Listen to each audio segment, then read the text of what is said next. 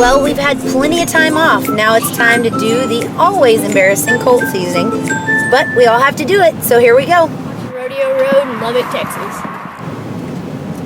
Driving into Lubbock is always so cool because this rodeo is at the college campus. So you drive up, get to see the amazing football field, but when you run in slack, you're also surrounded by all the college students' cars, and you have no choice but to park in between them. So it's pretty interesting.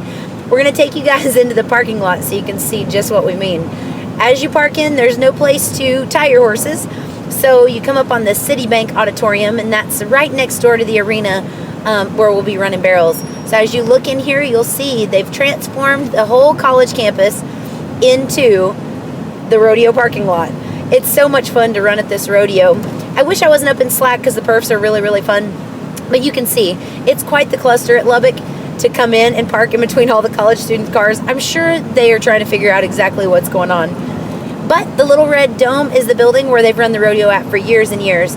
And typically they let us come inside and warm up if we can, because the warm-up situation is rather unique, and I'll show it to you outside in just a little while.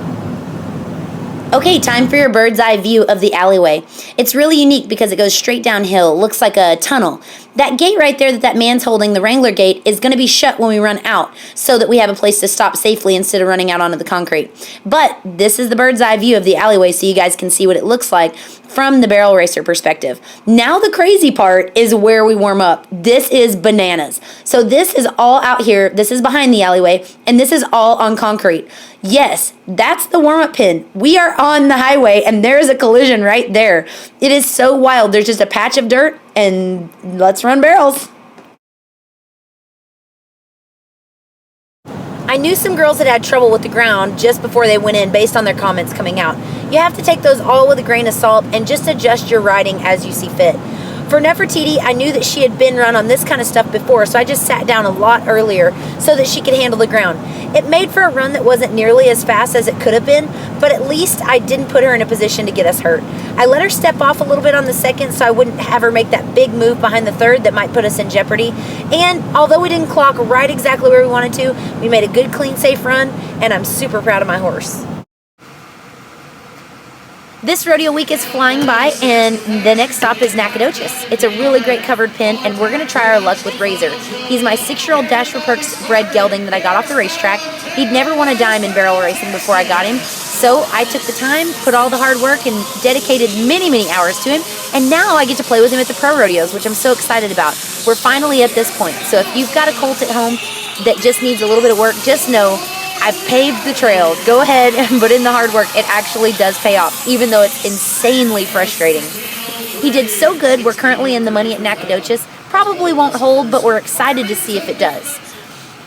This next place we're going is a very similar pin, so we're going to run Razor there as well. It's a long, narrow covered pin in Graham, and like I said, this week's flying by, so here we go. Graham is the perfect place to season a young horse. It looks like a big time rodeo, but there's $1,000 added, plus they have stalls and hookups, so it's a great stop along the rodeo road. It's going to be the lady to go here tonight. Watch the lady that has set the world on fire. And the ladies in the WPRA Fallon Taylor. First trip to the NFR about age 13, went back again this year.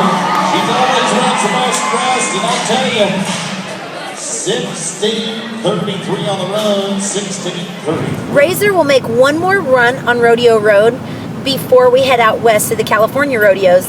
And me and this guy and several kiddies will be goofing off and on the road making some more videos for you guys to watch. Thanks so much for watching. See you next time.